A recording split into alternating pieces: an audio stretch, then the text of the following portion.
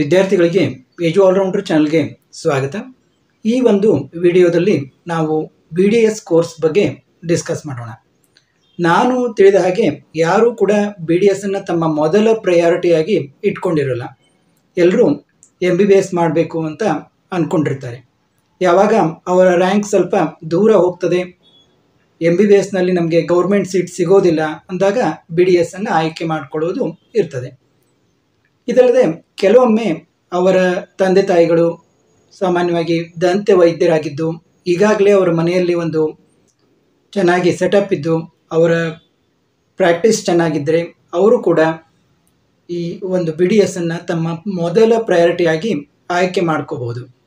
ಮತ್ತು ಇಲ್ಲಿ ಒಂದು ವಿಷಯ ನಾವೆಲ್ಲ ಗಮನಿಸಬೇಕಾದದ್ದು ಏನೆಂದರೆ, ಈ BDS ಕೋರ್ಸನ್ನು ಯಾರಾದರೂ ಹೊಸದಾಗಿ ಅಂದರೆ ಅವರ ಮನೆಯಲ್ಲಿ ಯಾರೂ ದಂತ ವೈದ್ಯರಿಲ್ಲ, ಪ್ರಾರಂಭಿಕವಾಗಿ ಅವರು ಮೊದಲ ಬಾರಿಗೆ ಈ ಕೋರ್ಸನ್ನು ಆ ಮನೆಯಲ್ಲಿ ತೆಗೆದುಕೋತಾ ಇದ್ದಾರೆ ಅಂದಾಗ ಅವರು ಬಹಳಷ್ಟು ವಿಚಾರಗಳನ್ನು ತಿಳಿದುಕೋಬೇಕಾಗ್ತದೆ. ಮೊದಲನೆಯದು, ಈ ದಂತ ವೈದ್ಯಕೀಯ ಅನ್ನೋದು ಸಾಕಷ್ಟು ಮೊದಲ ಬಾರಿಗೆ ಅವರು ಸೆಟಪ್ ಮಾಡೋದಾದರೆ ತುಂಬ ಖರ್ಚಿನಿಂದ ಕೂಡಿರ್ತದೆ. ಅದಕ್ಕಾಗಿ ಅವರು ತಮ್ಮ ಒಂದು ಹಣವನ್ನು ಇನ್ವೆಸ್ಟ್ ಮಾಡಬೇಕಾಗ್ತದೆ. ಮತ್ತು ಹಳ್ಳಿಗಳಲ್ಲಿ, ಸಣ್ಣ ಪಟ್ಟಣಗಳಲ್ಲಿ ಈ ಒಂದು ಪ್ರೊಫೆಷನ್ ಏನು ಈ ದಂತ ವೈದ್ಯರ ಒಂದು ಕೆಲಸ ಇದೆಲ್ಲ ಇದು ನಡೆಯೋದು ಸ್ವಲ್ಪ ಕಷ್ಟ. ಸ್ವಲ್ಪ ದೊಡ್ಡ ಪಟ್ಟಣಗಳಲ್ಲಿ, ಸಿಟಿಗಳಲ್ಲಿ ಅವರಿಗೆ ಅವಕಾಶ ಇರ್ತದೆ. ಇನ್ನು ನಾವು ಪ್ರಾರಂಭಿಕವಾಗಿ ಅವರು ಕ್ಲಿನಿಕನ್ನು ತೆಗೆದಾಗ ಯಾರೂ ಹೊಸ ವೈದ್ಯರ ಬಳಿ ಹೋಗಲಿಕ್ಕೆ ಇಷ್ಟಪಡೋದಿಲ್ಲ. ಆಗ ಅವರು ತಾವು ಒಂದು ಕೆಲಸವನ್ನು ಕಲೀಲಿಕ್ಕೆ, ಏಕೆಂದರೆ ಇದು ಜಾಸ್ತಿ ದಂತ ವೈದ್ಯಕೀಯ ಅನ್ನೋದು ಥಿಯರಿ ಬೇಸ್ಡ್ಗಿಂತ ಪ್ರಾಕ್ಟಿಕಲ್ ಬೇಸ್ಡ್ ಆಗಿರ್ತದೆ. ನಿಮಗೆಲ್ಲ ಗೊತ್ತಿರಬೇಕು, ಒಂದು ಸ್ಕಿಲ್ಡ್ ಇರ್ತದೆ. ಎಷ್ಟು ಥಿಯರಿಯಲ್ಲಿ ಚೆನ್ನಾಗಿ ಮಾಡಿ ರ್ಯಾಂಕ್ ಪಡೆದವನಿಗಿಂತ ಒಂದು ಕೈ ಕೆಲಸದಲ್ಲಿ, ಒಂದು ಸ್ಕಿಲ್ನಲ್ಲಿ ಯಾರಿಗೆ ಜಾಸ್ತಿ ಆಸಕ್ತಿ ಇರ್ತದೆ ಅವರು ಚೆನ್ನಾಗಿ ಪ್ರಾಕ್ಟೀಸ್ ಮಾಡ್ಬೋದಾಗಿರ್ತದೆ. ಹೀಗಾಗಿ ಅವರು ಪ್ರಾಕ್ಟೀಸ್ ಮಾಡಬೇಕಂದ್ರೂ ಕೂಡ ದೊಡ್ಡ ದೊಡ್ಡ ಸಿಟಿಗಳಲ್ಲಿ ಮಾತ್ರ ಈ ದಂತ ವೈದ್ಯರ ಒಂದು ಹಾಸ್ಪಿಟಲ್ಗಳು ನಿಮಗೆ ಕಾಣಸಿಗ್ತವೆ. ಅಲ್ಲಿ ಹೋಗಿ ಅವರು ಪ್ರಾಕ್ಟೀಸ್ ಮಾಡಬೇಕಾಗ್ತದೆ.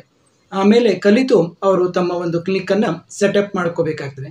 ಆದ ಕಾರಣ ನೀವು ದಂತ ವೈದ್ಯಕೀಯವನ್ನು ನಿಮ್ಮ ಒಂದು ಕೋರ್ಸ್ ಆಗಿ ಆಯ್ದುಕೊಳ್ಳುವ ಮೊದಲು ಇದರ ಬಗ್ಗೆ ಸಾಕಷ್ಟು ನೀವು ತಿಳಿದುಕೊಂಡು ಆಮೇಲೆ ಮುನ್ನಡೆಯಬೇಕಾಗ್ತದೆ.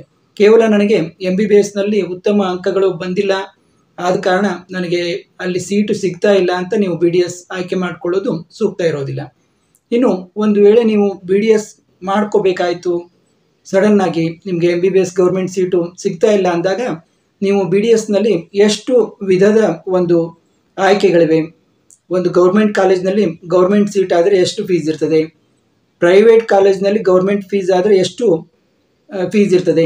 ಈಗ ನಾವು ಒಂದು BDS ಕೋರ್ಸ್ನಲ್ಲಿ ಎಷ್ಟು ವಿಧದ ಶುಲ್ಕಗಳಿವೆ ಮತ್ತು ಯಾವ ಯಾವ ಕಾಲೇಜುಗಳಲ್ಲಿ ಶುಲ್ಕ ಏನಿದೆ ಮತ್ತು ಈ ವರ್ಷ ಶುಲ್ಕ ಏನಾಗ್ತದೆ ಅನ್ನೋದನ್ನು ಎಲ್ಲ ಒಂದು ಗೌರ್ಮೆಂಟ್ ನೋಟಿಫಿಕೇಷನ್ನ ಆಧಾರವಾಗಿ ಇಟ್ಕೊಂಡು ಡಿಸ್ಕಸ್ ಮಾಡೋಣ ಬನ್ನಿ.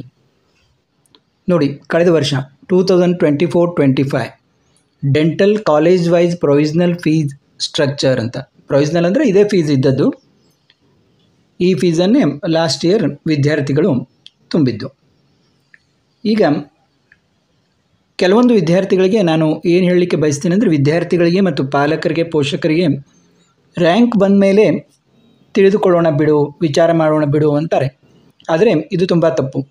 ನೀವು ಎಷ್ಟೋ ಪೋಷಕರು ಕೇಳ್ತಾರೆ ನನಗೆ, ಕೌನ್ಸಿಲಿಂಗ್ ಗೈಡೆನ್ಸ್ ನೆಸಸರಿ ಇದೆಯಾ, ಯಾರು ಮೆಂಟ್ರಿಂಗ್ ಮಾಡ್ತಾರೆ, ಗೈಡೆನ್ಸ್ ಮಾಡ್ತಾರೆ ಅಂತ. ನೀವು ಯಾವ ಕೋರ್ಸ್ಗೆ ಹಚ್ತೀರಿ ಅನ್ನೋದ್ರ ಬಗ್ಗೆ ನೀವು ಹೆಚ್ಚು ಅದರ ಬಗ್ಗೆ ತಿಳಿತಾ ಹೋದರೆ ನಿಮಗೆ ಯಾವ ಒಂದು ಗೈಡೆನ್ಸ್ ಅವಶ್ಯಕತೆ ಇರೋದಿಲ್ಲ. ಪೇಯ್ಡ್ ಗೈಡೆನ್ಸ್, ಕೆಲವೊಬ್ರು ಹೇಳ್ತಾರೆ ನಮ್ಮ ವಾಟ್ಸಪ್ ಗ್ರೂಪ್ ಜಾಯಿನ್ ಆಗಿರಿ, ನಾವು ನಿಮಗೆ 1-to-1 ಗೈಡೆನ್ಸ್ ಕೊಡ್ತೀವಿ ಅಂತಲ್ಲ. ಅದು ನಿಜ ಇರ್ಬೋದು, ಗೈಡೆನ್ಸ್ ಕೊಡ್ಬೋದು ಅವರು. ಆದರೆ ಅವ್ರಿಗೆ ಗೈಡೆನ್ಸ್ ಯಾಕೆ ನಿಮಗೆ ಬೇಕಾಗ್ತಂದರೆ ನಿಮಗೆ ಆ ವಿಷಯವಾಗಿ ಏನೂ ಗೊತ್ತಿರೋದಿಲ್ಲ. ನೀವು ಹೆಚ್ಚು ನೀವು ಯಾವ ಕೋರ್ಸ್ಗೆ ಹಚ್ತೀರಾ ಅನ್ನೋದ್ರ ಬಗ್ಗೆ ತಿಳಿತಾ ಹೋದಂತೆ ನಿಮಗೆ ಗೈಡೆನ್ಸ್ ಅವಶ್ಯಕತೆ ಇರೋದಿಲ್ಲ. ಈಗ ನೀವು ಡೆಂಟಲ್ ಹಚ್ತಾ ಇದ್ದೀರಾ ಅಂತ ತಿಳ್ಕೊಳ್ಳಿ. ಡೆಂಟಲ್ನಲ್ಲಿ ಎಷ್ಟು ಟೈಪ್ ಕಾಲೇಜ್ ಇದ್ದಾವೆ ಮತ್ತು ಅವುಗಳ ಫೀಸ್ ಏನಿದೆ, ಯಾವ ರೀತಿ ಹೋದರೆ ಎಷ್ಟು ಫೀಸ್ ಆಗ್ತದೆ ಅನ್ನೋದನ್ನು ನೀವು ತಿಳ್ಕೊಬೇಕಾಗ್ತದೆ. ಇಲ್ಲಿ ನೋಡಿ, ಕಾಲೇಜ್ ಕೋಡ್ ಬಂತು, ಕಾಲೇಜ್ ನೇಮ್ ಇದೆ, ಕಾಲೇಜ್ ಟೈಪ್. ಇಲ್ಲಿ ನೋಡಿ, ಕಾಲೇಜ್ ಟೈಪ್ ನಾವು ನೋಡಬೇಕಂದ್ರೆ ಗೌರ್ಮೆಂಟ್ ಕಾಲೇಜ್, ಪ್ರೈವೇಟ್ ಕಾಲೇಜ್.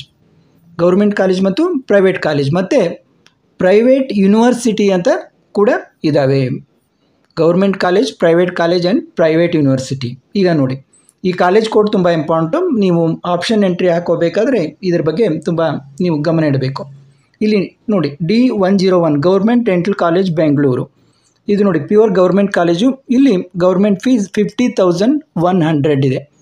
ಇದು ಗೌರ್ಮೆಂಟ್ ಕಾಲೇಜ್ ಆಗಿರೋದ್ರಿಂದ ಇಲ್ಲಿ ಪ್ರೈವೇಟ್ ಫೀಸು ಇಲ್ಲ, ಅದರ್ ಫೀಸು ಇಲ್ಲ, ಇಲ್ಲಿ ಕೇವಲ ಗೌರ್ಮೆಂಟ್ ಫೀಸ್ ಇದೆ. ಇನ್ನೊಂದು government dental college and research institute Ballari.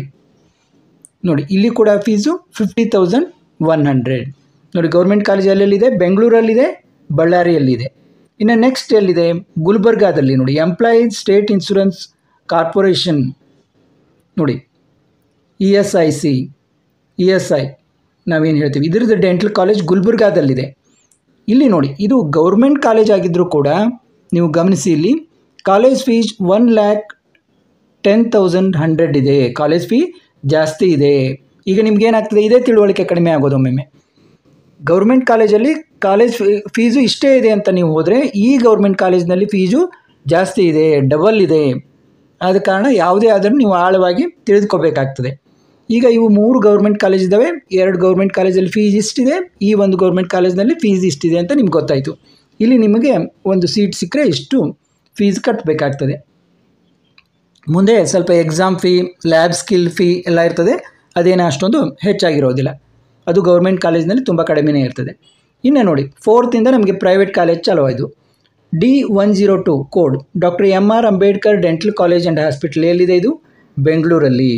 ನೋಡಿ, ನೀವು ಬೆಂಗಳೂರಲ್ಲೇ ವಾಸವಾಗಿದ್ದು ಬೆಂಗಳೂರಿನಲ್ಲೇ ನಾವು ಹಚ್ಚಬೇಕು ಅನ್ನೋದಿದ್ರೆ ಇವನ್ನ ನೀವು ಚೂಸ್ ಮಾಡ್ಬೋದು. ಪ್ರೈವೇಟ್ ಕಾಲೇಜ್, ಇಲ್ಲಿ ಗೌರ್ಮೆಂಟ್ ಫೀ ಎಷ್ಟಿದೆ? 96,058. ಗೌರ್ಮೆಂಟ್ ಫೀ ಏನಿದೆ? 96,058. ಇದಕ್ಕೆ ಒಂದು ಸ್ಕಿಲ್ ಲ್ಯಾಬ್ ಫೀಸ್ ಅಂತೆಲ್ಲ ಕಲೆಕ್ಟ್ ಮಾಡ್ತಾರೆ. ಒಂದು 20,000 ಕಲೆಕ್ಟ್ ಮಾಡ್ತಾರೆ ಅಂತ ತಿಳ್ಕೊಳ್ಳಿ. ಅಂದರೆ ಅಷ್ಟು ಕಲೆಕ್ಟ್ ಮಾಡ್ತಾರೆ ಅವರು. ಈಗ ಇದನ್ನು 1 lakh ನಿಯರ್ ಅಂತ ನೀವು ತಿಳ್ಕೊಂಡ್ರೆ 1,20,000 ಒಂದು ಸ್ಕಿಲ್ ಲ್ಯಾಬ್ ಫೀ, ಒಂದು ಎಕ್ಸಾಮ್ ಫೀ ಅಂತೆಲ್ಲ ಇಟ್ಕೊಂಡ್ರೆ ಆಲ್ಮೋಸ್ಟ್ 1,20,000 ಫೀಸು ನಿಮಗೆ ಪ್ರೈವೇಟ್ ಕಾಲೇಜ್ನಲ್ಲಿ ಗೌರ್ಮೆಂಟ್ ಸೀಟ್ ಸಿಕ್ಕರೆ BDSಗೆ ಆಗುತ್ತೆ ಅನ್ನೋದನ್ನು ನೀವು ತಿಳ್ಕೋಬೇಕು. ಇಲ್ಲಿ ನಮಗೆ government fees in private college ಎಲ್ಲ ಕಾಲೇಜ್ನಲ್ಲೂ ಇಷ್ಟೇ ಇದೆ, 96,058 ಇದೆ. ನೋಡಿ, 38 ಕಾಲೇಜ್ ಇದ್ದಾವೆ. ಇನ್ನು ಮುಂದೆ ನಾವು ಏನು ತಿಳ್ಕೊಳ್ಳೋದಂದರೆ ಪ್ರೈವೇಟ್ ಫೀಸ್. ಒಂದು ವೇಳೆ ನಿಮಗೆ ಗೌರ್ಮೆಂಟ್ ಸೀಟು ಪ್ರೈವೇಟ್ ಕಾಲೇಜ್ನಲ್ಲಿ ಕೂಡ ಗೌರ್ಮೆಂಟ್ ಸೀಟ್ ನಿಮಗೆ ಸಿಗಲಿಲ್ಲ ಅಂದರೆ ನೋಡಿ, ಫೀಸ್ ಸ್ಟ್ರಕ್ಚರ್ ಬೇರೆಯೇ ಇದೆ. ಪ್ರೈವೇಟ್ ಫೀಸ್ ಏನಿದೆ ಇಲ್ಲಿ ನೀವು ಸರಿಯಾಗಿ ಗಮನಿಸಬೇಕಾದದ್ದಂದರೆ ನೋಡಿ, private fees, other fees, NRI fees. ನೋಡಿ, other quota fees, NRI fees ಅಂತ ಕೂಡ ಇದೆ. ಇಲ್ಲಿ ಕರ್ನಾಟಕದವರಿಗೆ, ಕರ್ನಾಟಕ ಸ್ಟೇಟ್ನವ್ರಿಗೆ ಪ್ರೈವೇಟ್ ಫೀಸು ಏನಿರ್ತದೆ ಅನ್ನೋದು. ಈ ಅದರ್ ಕೋಟಾ ಫೀಸ್ ಬೇರೆ ಸ್ಟೇಟ್ನವ್ರಿಗೆ ಮತ್ತು ನಾನ್ ರೆಸಿಡೆಂಟ್ ಇಂಡಿಯನ್ ಅಂದರೆ ಬೇರೆ ದೇಶದಲ್ಲಿ ವಾಸವಾಗಿರುವಂಥವ್ರಿಗೆ ಈ ಫೀಸು ಆಲ್ಮೋಸ್ಟ್ ಕೆಲವೊಂದು ಕಡೆ ಎಲ್ಲ ಸೇಮ್ ಇದೆ, ಸಿಮಿಲರ್ ಫೀಸ್ ಇದೆ. ಆದರೆ ಕೆಲವೊಂದು ಕಡೆ ನೀವು ನೋಡಿದಾಗ ಇಲ್ಲಿ ನೋಡಿ, the Oxford dental college Bengaluru, ಇಲ್ಲಿ NRI ಫೀಸು ಜಾಸ್ತಿ ಇದೆ, ಪ್ರೈವೇಟ್ ಫೀಸು ಮತ್ತು ಅದರ್ ಫೀಸು ಸೇಮ್ ಇದೆ. ಹೀಗೆ ಕೆಲವೊಮ್ಮೆ ಸ್ವಲ್ಪ ವೇರಿಯೇಷನ್ ಆಗ್ತವೆ. ಆದರೆ ಈಗ ನೀವು ಕರ್ನಾಟಕದಲ್ಲಿದ್ದು ನೀವು ಗೌರ್ಮೆಂಟ್ ಫೀಸ್ ಮತ್ತು ನಿಮಗೆ ಸಾಧ್ಯವಾಗ್ತದೆ ಅಂದರೆ ನೀವು ನೋಡಿಕೊಂಡು ಪ್ರೈವೇಟ್ ಫೀಸ್ ಕೂಡ ನೀವು ಆಪ್ಷನ್ ಎಂಟ್ರಿ ಮಾಡುವಾಗ ನೀವು ಕಾಲೇಜುಗಳನ್ನು ಆ ರೀತಿ ಸಿಲೆಕ್ಟ್ ಮಾಡ್ಕೋಬೋದು. ನಿಮಗೆ ನಿಮ್ಮ ರ್ಯಾಂಕಿಗೆ ಪ್ಯೂರ್ ಗೌರ್ಮೆಂಟ್ ಫೀಸ್ ಸಿಗ್ತದೆ ಅಂತಂದರೆ ನೀವು ಗೌರ್ಮೆಂಟ್ ಫೀಸ್ ಅಷ್ಟೇ ಹಾಕ್ಕೋಬೋದು. ಅಥವಾ ನಾನು ಪ್ರೈವೇಟ್ ಫೀಸ್ ಇದ್ದಿದ್ರಲ್ಲೇ ನಮ್ಮ ಊರಿನಲ್ಲಿದೆ, ನಮಗೆ ನಡೀತದೆ ಇಷ್ಟು ಫೀಸು ಅಂತಂದರೆ ನೀವು ಆ ಪ್ರೈವೇಟ್ ಫೀಸ್ಗಳನ್ನು ಕೂಡ ಇಲ್ಲಿ ನೋಡಿಕೊಂಡು ಸಿಲೆಕ್ಟ್ ಮಾಡ್ಕೋಬೋದು. ಕೆಲವೊಂದು ಕಾಲೇಜುಗಳಲ್ಲಿ ಆ ಫೀಸು ಕಡಿಮೆ ಇದೆ. ಪ್ರೈವೇಟ್ ಫೀಸ್ ಉದಾಹರಣೆಗೆ 2,12,000 ಈ ಕಲಬುರಗಿಯಲ್ಲಿ, ಮತ್ತು ನೋಡಿ ಕಲಬುರಗಿಯಲ್ಲಿ 2 ಕಾಲೇಜಿನಲ್ಲಿ ಫೀಸು ಕಡಿಮೆ ಇದೆ. ಈ ರೀತಿ ಇಲ್ಲಿ ನೋಡಿ, ಪ್ರೈವೇಟ್ ಫೀಸ್ ಏನಿದೆ MR ಅಂಬೇಡ್ಕರ್ ಡೆಂಟಲ್ ಕಾಲೇಜಲ್ಲಿ 4,87,000 4,87,000. ಇನ್ನು ಒಕ್ಕಲಿಗರ ಸಂಘ ಡೆಂಟಲ್ ಕಾಲೇಜ್ ಬೆಂಗಳೂರಲ್ಲಿ 5,37,000. ಇನ್ನು Dayanand Sagar college of dental science ನೋಡಿ 5 lakh ಮೇಲೆ ಇದೆ. ಇಲ್ಲಿ ನೋಡಿ ಆಕ್ಸ್ಫರ್ಡ್ ಡೆಂಟಲ್ ಕಾಲೇಜ್ ಬೆಂಗಳೂರು 5,12,000. ಇಲ್ಲಿ Shri Rajiv Gandhi college of dental science hospital Bengaluru, ಇಲ್ಲಿ ನೋಡಿ ಕಡಿಮೆ ಇದೆ 3,97,000. ನೋಡಿ ಇವಕ್ಕೆಲ್ಲ ಕಂಪೇರ್ ಮಾಡಿದರೆ ಈ ಕಾಲೇಜು ಬೆಂಗಳೂರಲ್ಲೇ ಇದ್ದರೂ ಕೂಡ ಕಡಿಮೆ ಇದೆ. ಅಂದರೆ ಏನಾಗ್ತದೆ, ಇವು ಕೆಲವೊಂದು ಕಾಲೇಜುಗಳು ಹೊಸದಾಗಿ ಪ್ರಾರಂಭವಾಗಿರ್ತವೆ. ಇಲ್ಲಿ ಪೇಷಂಟ್ ಇನ್ಪುಟ್ ಕಡಿಮೆ ಇರ್ತದೆ, ಜಾಸ್ತಿ ಪೇಷಂಟ್ ಬರ್ತಾ ಇರೋದಿಲ್ಲ. ಇಲ್ಲಿ ನಿಮಗೆ ಸ್ವಲ್ಪ ವರ್ಕ್ ಎಕ್ಸ್ಪೀರಿಯನ್ಸ್ ಕಡಿಮೆ ಆಗ್ತದೆ.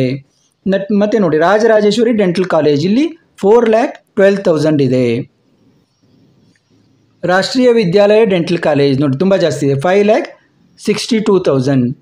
ಮತ್ತು KGF college of dental science hospital K G ಎಫ್ನಲ್ಲಿ ನೋಡಿ 3,17,000. Vaidehi institute of dental science ನೋಡಿ ತುಂಬ ಕಾಸ್ಟ್ಲಿ ಇದೆ, ಇಲ್ಲಿ 6,78,000. ನೋಡಿ, ವೈದೇಹಿ ನೀವು ತೆಗೆದುಕೊಳ್ಳೋಕ್ಕಿಂತ ಮುಂಚೆ ತುಂಬ ಗಮನವಿಟ್ಟು ನೀವು ಆಪ್ಷನ್ ಎಂಟ್ರಿಯಲ್ಲಿ ಹಾಕಬೇಕು. ನೀವು ಪ್ಯೂರ್ ಗೌರ್ಮೆಂಟ್ ಕಾಲೇಜ್ ಹಾಕ್ತೀವಿ ಅಂದರೆ ಏನಿಲ್ಲ, ಆಪ್ಷನ್ ಎಂಟ್ರಿಯಲ್ಲಿ ಇರ್ತದೆ ಗೌರ್ಮೆಂಟು ಪ್ರೈವೇಟ್ ಅಂತ ಹೇಳಿ. ನೀವು ಓನ್ಲಿ ಗೌರ್ಮೆಂಟ್ ಚೂಸ್ ಮಾಡಿದರೆ ನಿಮಗೆ ಗೌರ್ಮೆಂಟ್ ಫೀಸೇ ಬರುತ್ತೆ ನಿಮಗೆ ಸೀಟ್ ಸಿಕ್ಕರೆ. ನೋಡಿ, ಬೇರೆ ಬೇರೆ ಏರಿಯಾದವರು ತಮ್ಮಲ್ಲಿ ಯಾವ್ಯಾವ ಕಾಲೇಜ್ ಇದ್ದಾವೆ, ಯಾವ ತಮಗೆ ಮನೆಯಿಂದ ಕೂಡ ಹೋಗಲಿಕ್ಕೆ ಬರ್ತದೆ, ಕೆಲವೊಬ್ಬರಿಗೆ ಹಾಸ್ಟೆಲ್ನಲ್ಲಿ ಇರೋದು ನೆಸರಿ ಬೀಳೋದಿಲ್ಲ. ಹೀಗೆ ನೀವು ಕೋರ್ಸ್ ಹಾಕೋಬೇಕಾದ್ರೆ ಆಪ್ಷನ್ ಎಂಟ್ರಿಯಲ್ಲಿ ಕೂಡ ನೀವು ಕೇವಲ ನಿಮಗೆ ಗೌರ್ಮೆಂಟ್ ಫೀಸ್ನಲ್ಲಿ ನನಗೆ ಸಿಕ್ಕರೆ ಮಾತ್ರ ಹೋಗ್ತೀನಿ ಅಂತಂದರೆ ನೀವು ಅಲ್ಲಿ ನಿಮಗೆ ಕಾಣ್ತದೆ ಗೌರ್ಮೆಂಟು ಪ್ರೈವೇಟು ಇದರಲ್ಲಿ ನೀವು ಅಲ್ಲಿ ನೋಡಿ ನೀವು ಅಲ್ಲಿ ಆಪ್ಷನ್ ಎಂಟ್ರಿ ಹಾಕೋಬೇಕಾದ್ರೆ ಸರಿಯಾಗಿ ನೋಡಿ ಹಾಕಬೇಕಾಗ್ತದೆ. ನೀವು ಗೌರ್ಮೆಂಟ್ ಫೀಸ್ ಅಷ್ಟೇ ನೀವು ಕನ್ಸಿಡರ್ ಮಾಡೋದಾದರೆ, ಗೌರ್ಮೆಂಟ್ ಫೀಸ್ ಸಿಕ್ಕರೆ ಮಾತ್ರ ನಾನು ಹೋಗ್ತೀನಿ ಅನ್ನೋದಾದರೆ ಗೌರ್ಮೆಂಟ್ ಫೀಸ್ ಹಾಕಬೇಕು.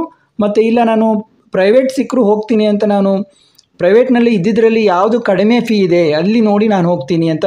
ಫಾರ್ ಎಕ್ಸಾಂಪಲ್, ನಾನು ಇಲ್ಲಿ HKES ಕಲಬುರಗಿಯಲ್ಲಿ ಹೋಗ್ತೀನಿ, 2,12,000 ಇದೆ. ಇನ್ನೊಂದು ಕಲಬುರಗಿಯಲ್ಲಿ ನೋಡಿ 2,11,000 ಇದೆ. ಹೀಗೆ ನಾನು ಇದ್ದಿದ್ದರಲ್ಲೇ ಕಡಿಮೆ ಫೀ ಇದ್ದಿದ್ದು ನೋಡ್ಕೊಂಡು ಕಾಲೇಜು ಅಲ್ಲಿ ಹೋಗ್ತೀನಿ ಅಂತಂದರೆ ಕೂಡ ನೀವು ಹಾಗೆ ಕೂಡ ಮಾಡ್ಬೋದು. ನಾನು ಬೆಂಗಳೂರಲ್ಲೇ ಕಡಿಮೆ ಫೀಸ್ ಇರೋವಂಥ, ನನಗೆ ಗೌರ್ಮೆಂಟ್ ಫೀಸ್ನಲ್ಲಿ ಸಿಗಲಿಲ್ಲ, ನನಗೆ ಬೆಂಗಳೂರಲ್ಲೇ ಕಡಿಮೆ ಫೀ ಇರೋವಂಥ ಕಾಲೇಜಿಗೆ ಹೋಗ್ತೀನಿ ಅಂತಂದರೆ, ಫಾರ್ ಎಕ್ಸಾಂಪಲ್ ಬೇರೆದಕ್ಕೆ ಕಂಪೇರ್ ಮಾಡಿದರೆ ಇಲ್ಲಿ ರಾಜೀವ್ ಗಾಂಧಿ ಕಾಲೇಜ್ ಕಡಿಮೆ ಇದೆ.